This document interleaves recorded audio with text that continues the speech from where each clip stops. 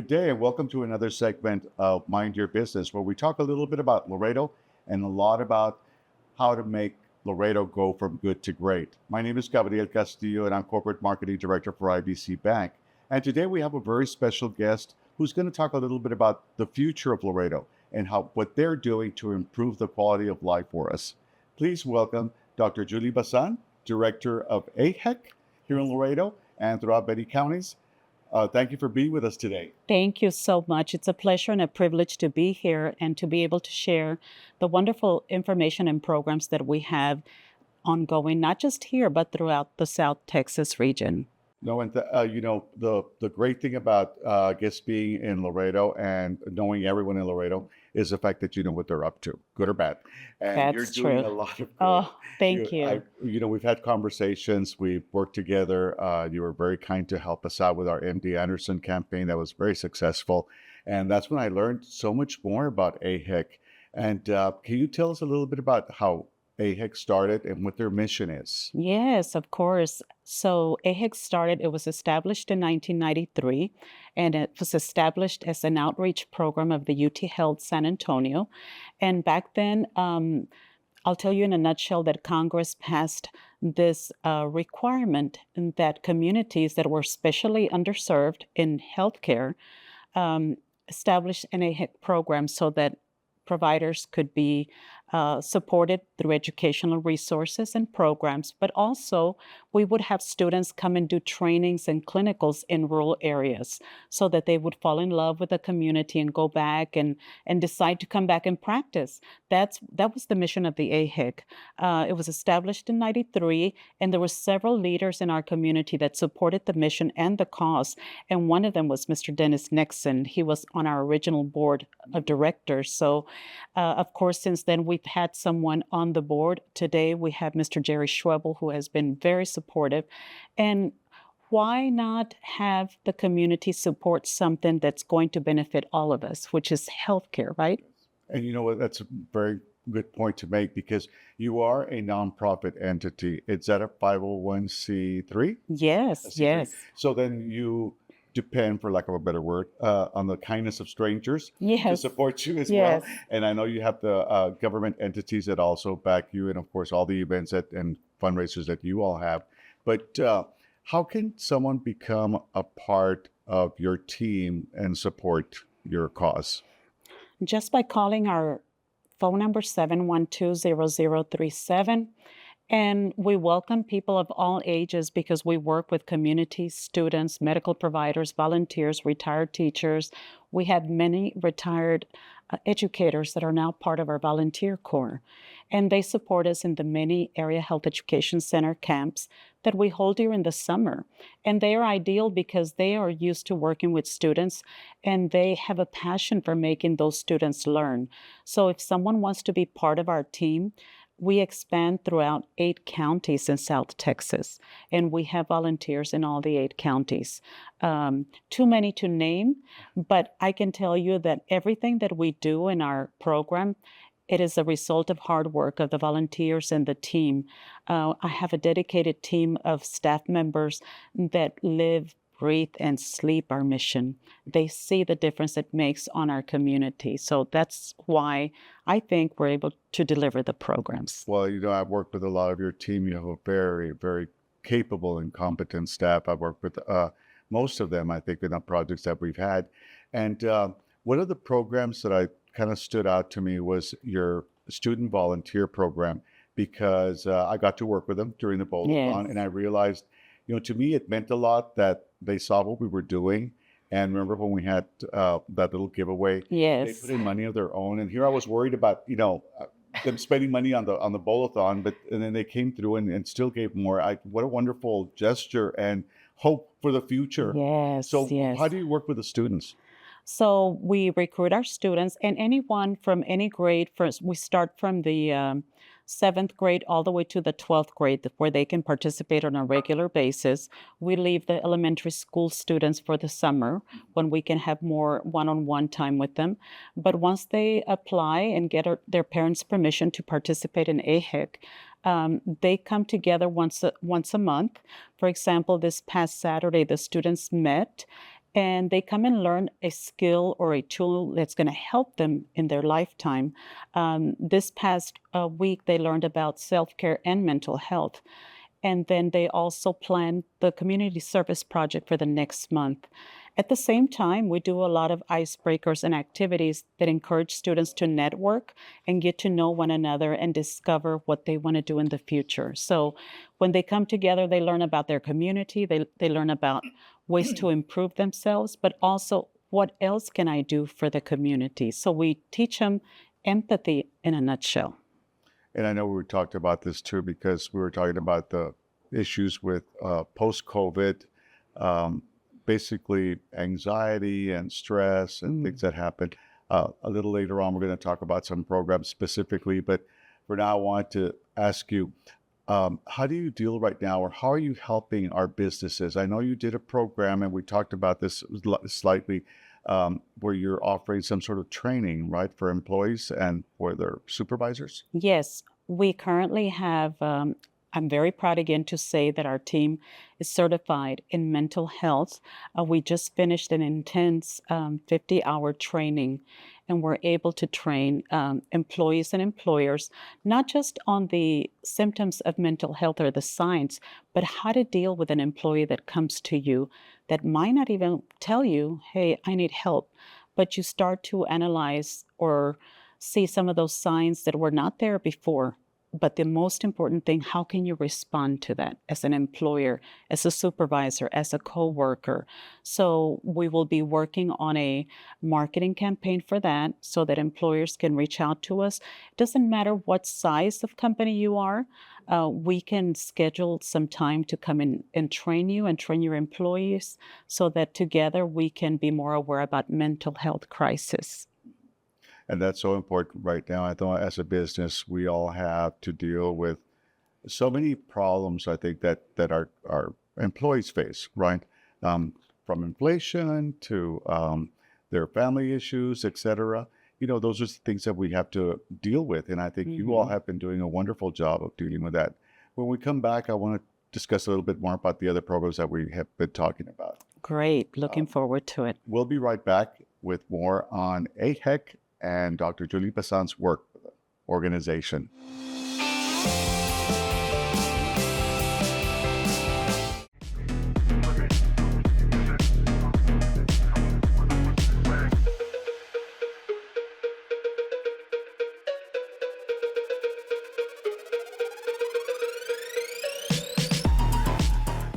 You have a vision, a dream. Growing your business takes a partner you know and trust. At Gray Digital Media, we can help because we know local. Our digital marketing experts know how to reach your customers. Our experience spans coast to coast, but our focus is right here in Laredo. Gray Digital Media. We know local. Let's connect today. GDMSouthTexas.com. KGNS aims to inspire, uplift, and unite our community while showcasing the incredible acts of heroism and leadership that happen right in our backyard. Show us your community spirit. Together, we can empower others and celebrate those who make our hometown a better place to live in. Join us every fourth Tuesday of the month to recognize the drive and commitment from citizens making a change. KGNS Honors, only on KGNS News. Why pay a monthly fee? Free checking at IBC.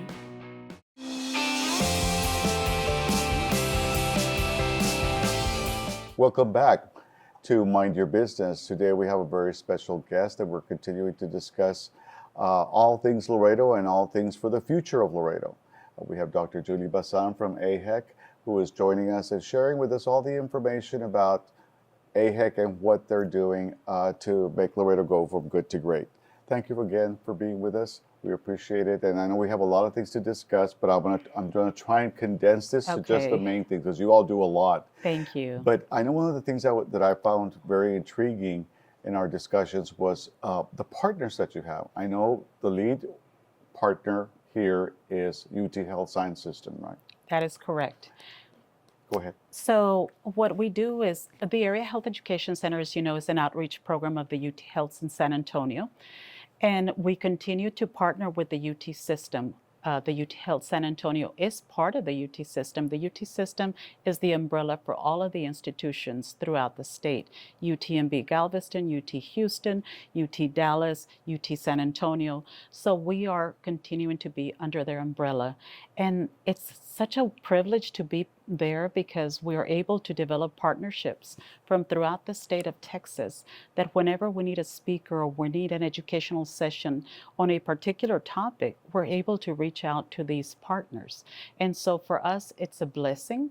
And then it's also a blessing to hold a 501c3 as a nonprofit because that gives us an opportunity to work on grants and partner with other community members or people from outside our county to be able to bring resources that will continue to enhance the education, the services, the opportunities, the trainings. For example, we recently acquired a grant where we're doing community health worker training. And this is an 8-week training. It meets for 3 hours a week, and people from all walks of life can take the training. I participated in the training myself. What it does, it certifies the individual as a community health worker, certified by the state. They have to renew that license every so many years. And what does that do for our community? Let me tell you what it does. It fills a void in healthcare services. These people are trained with the skills to be able to help others navigate the system, follow up on their medications, support them in referring them to the right agency should they need a particular service, or simply letting them know that there's resources in the community. Wow, that's amazing because, you know, right now we talk about unemployed people, people who are probably looking to start a job somewhere. Correct. And I guess this would fill that void too, right, yes, for them? this gives people the skills, the tools, enhances their capacity, but it also enhances their self-esteem. They're feeling like they're valued now. And some of these community health workers are getting paid very good money in different places. They can be placed at hospitals, public health systems, nonprofit agencies, mental health institutions, you name it, there's a place for them. Even places like the Area Health Education Center, we also have a place for community health workers. Wow. And you know, the important thing that we've discussed, because we've also been involved with the Alzheimer's Association, and the one thing that we find is that our community just doesn't feel comfortable or doesn't know where to go for information. So these workers, community health workers, offer those services to probably elderly or probably non-English speaking people. To everyone in the That's community, wonderful. That's everyone, great. because number one, most of the community health workers are bilingual. Some of them speak Spanish only, and you know what? They're still able to receive this training, Yeah. and they feel empowered to empower their families, their communities, and before you know it, they're doing great things in the community. So what are we doing? We're giving that baton to someone that can carry it forward. Mm-hmm. And once again, I think it's very important to, and I'm not going to put you on the spot because I do see some of the names here, but you're helping several counties. You're not just Webb County. That is I correct. see Dimmitt, Duval, LaSalle, Webb, and Zapata. That's what I see here in my And building. Star and Willacy. Oh, Star. See? Those are 2 new counties that we were given by the state to help support and educate. And we've been doing that work for over 2 years now. And let me tell you, we are so proud of the work we've done out there, in particular in Willacy, because Willacy, I would say that it's 10 times more underserved than our Webb County. And we have taken our resources, our education, our team, our willingness to be able to show people how to navigate their own system. We recently delivered our deliverables to the leadership there, and that was, where do people go for a flu shot? Where do people go for if their child gets sick and they don't have health insurance? They only have 1 clinic out there. Wow. So you know what we did? We were able to gather and present to them an electronic and paper form social services and health services directory. Every single agency that serves Willacy County, even though the agency is not located there, it might be located in Hidalgo County, for example, they are listed in that directory. Oh. And people, if they need food stamps, for example, or if they need to go see a chiropractor or an eye doctor, where do they call? Who do they see? So now they have that directory in English and Spanish. And it's also available online on our website electronically. And this is a living document because it will continue to be modified. And why are we doing this, Gabriel? We're doing it for the people. And so that's what the Area Health Education Center is about. Yeah, that's wonderful because I see that happening quite a bit. And, in my Sunday column, in my other life, Yes. job, I was talking about that, and it was so interesting to receive responses on email from elderly people, because I did talk about, I'm a strong advocate for elderly because I saw what my mother went through, considering that I was there for her. She was living with me, and she would actually go out and help her friends who didn't have children to take care of them. I mean, she was trying to help other people, like pay it forward, for lack of a better word, But since then I realized, there's so many people in their late years that don't have and don't know where to go. They don't know who to call. That's or where true. to pick up a phone. You say that, and I want to add to that, because a lot of times people say, well, it's on the website. Go to this website. Some people will not go to the website. So what do you have to do still? You still have to cater to their needs. It's not fair that we exclude them because they're not well versed in that area. No. It is our responsibility to be inclusive, and that includes the elderly. And I was telling the staff the other day, there's a lot of stuff for the young children. There's a lot of stuff for middle-aged people. What about our elderly? Maybe I'm looking at it from that point of view because I'm almost there or I'm already there. But you know what? We have to be inclusive. Let's do something. You talked about the Alzheimer's walk. Our students are strong supporters of that. You will see a mob of yellow shirts in that. And they also raise money for that. I know that's a great thing that they're doing. And then, speaking of the young people and what they're doing, when we come back, I want to talk a little bit about that other program another program that you're working with very closely, because it's very important to us right now, more than ever. Definitely. We'll be right back with more with Julie Bazán and a little bit more about AHEC.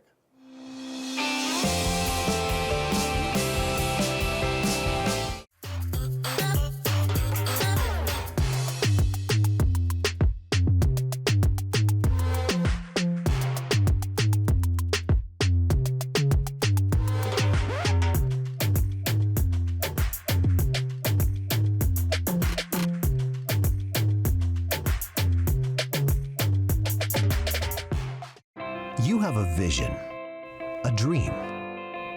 Doers like you drive the heartbeat of our community, creating jobs and the foundation of our future. Growing your business, reaching your true potential takes a partner you know and trust. At Gray Digital Media, we can help because we know local. Our digital marketing experts know how to reach your customers here and everywhere. Our experience spans coast to coast, but our focus is right here in Laredo. Building, connecting, finding solutions, exceeding expectations. Together, we thrive. You do what you do best. Create and innovate. We'll do the rest. Gray Digital Media. We know local. Let's connect today. gdmsouthtexas.com.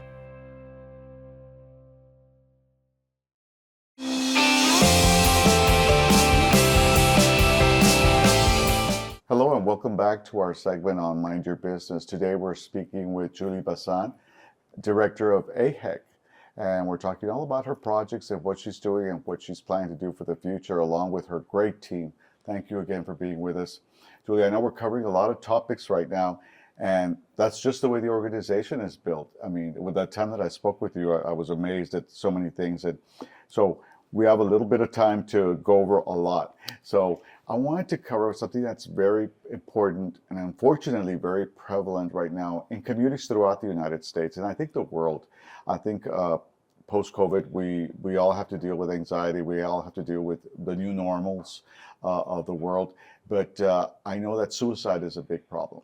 And I know I've dealt with some people because I used to work back in the old days with Lifeline of Laredo. That was a Mhm. suicide hotline that we had. Now we have something new. Will you tell us a little bit more about it, what you're doing with it? Yes, and thank you so much for asking about this because this is definitely important and it's something that can impact all of us at any given time. And we're talking about the 988 Suicide and Crisis Lifeline. This resource was made available July of 2022, but not many people knew about it. This is a national resource that's available 24 hours a day, 7 days a week, and people can call or text. But the most important thing that I want to say about that is that it's available in English and Spanish. And so this lifeline or crisis line can help an individual sort out their problems, sort out their issues, their anxieties, or maybe if they have a question as to how to help their son, their daughter, their neighbor, their coworker. A lot of times we see the signs, but we don't know what to do, or we're afraid to take that step. 988 can help you because that is something that occurred a couple of months ago. Someone called that they heard that their daughter was having suicidal thoughts and they didn't know how to help. And so what we recommended to this individual was to call 988 and that they could guide that person. 2 weeks later, they called back and guess what? They were so grateful and thankful that we had given them that reference because they were able to assist them. Yeah. So 988 is there for everyone, for you, for me. It doesn't have to be today, but maybe one day for our parents. You know, we talked about the elderly on the other segment. What about that elderly that lives alone that just lost their spouse and doesn't have anybody? Put that number on the refrigerator next time you go visit them and let them know, look, mom, dad, or abuelito, you can always call this number if you want somebody to talk to. And you know, it's funny that you say that because when I was doing Lifeline of Laredo, like I said, that was back in the 90s, but I was on the late shift and that was usually 10 o'clock to 6 a.m. And back then the calls would get transferred to your home. And so I would answer them from home. And it was sad to see that it was the elderly that were calling. Yes. They were alone, they had no one, and they didn't know what to do. And maybe they didn't have suicidal thoughts per se, but they were just at the brink of no return. I mean, they just didn't know why they were existing Exactly. anymore. You know, and that happens at any age. I write down my biggest concern is also the issues with fentanyl. And to me, this is just my strictly personal opinion. You know, I think if a young person's taking a drug that they already know is lethal, to me, that's a form of suicide. I mean, that's just personal, like I said, but I just feel like if you already know something is this bad for you and you've seen people die from it, why are you taking it? You probably have serious problems that you're not willing to deal with, and that's why this is so important. And I know we put up your phone number on our electronic boards, and I hope that you've been getting a good response. Do you follow up on your responses? Yes, we have gotten great response. And actually, I emailed the 988 administrative offices so that they could send us a report as to how our community is doing, or our South Texas, because they don't want to focus on a specific county. And I will be more than happy to share that with you because I think coming together, we can do more and we can reach more people. So it's never enough. You might say, well, you've already done that. September's already passed because September's National Suicide Awareness Month. Suicide awareness should be every single day. Yes. So thank you for your support on that. No, and we're happy to do it, and we're happy to do what we can whenever it comes to any issues especially with young people and with any person who's having problems. And with that said, I know that I'm going to try and cover this as quickly as possible as well. But you have a lot of projects. I don't know how you do it. I know you have a very capable staff, and I know there are about 6 or 7 or 10 people. Well, I have 3 full-time people. The rest are volunteers or part-time or interns. Right now, I am blessed to have 4 public health interns from TAMIU. And so here's an example of working with partners. These are partners that come to us and ask, would you like to have a public health intern? Yes. We have an intern from the University of Houston, the bioinformatics program. And so these are people that come and learn about our community also, and they provide a great service. That's wonderful. See, that's the thing that the more people you get involved, the more people you get instigated to the program. That's how it grows, and that's how the Yes. interest grows. And that, Yes. you know, and to have institutions like TAMU involved in there, it's very important too. And they're very, very engaged in everything that has to do with the community as well. So congratulations on that. Thank I you. will mention that on the topic of mental health, you also do seminars, and you just had a very interesting seminar with very, very qualified guest speakers. And I think you'll be continuing that, I imagine. Yes. We have a mental health virtual seminar every 2 weeks, every other Friday.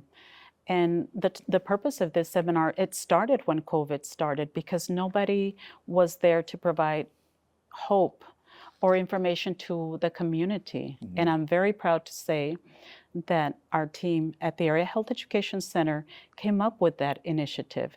And so we said, we've got to do something. We cannot just go home and be on lockdown. So guess what? We came up with the first virtual mental health seminar. Actually, we called it a gathering, a talk. And Dr. Mirtala Alejo, who's on our board of directors, she agreed to help us moderate that. And the turnout, it was the first virtual event we ever did, Wow. was over 300 people attended that session. So guess what we did? We told the community, as long as you want to hear more about it, we will be here. So since then, since May of 2020, we have been doing this Wow. until now, every 2 weeks. And we have amazing mental health professionals that are there to answer questions and to guide you. And all of us have learned, even though you're not in the mental health industry, you learn to better take care of yourself. Oh, yes. I mean, I think that has no boundaries as far as And that's it's at concerned. no cost to everyone.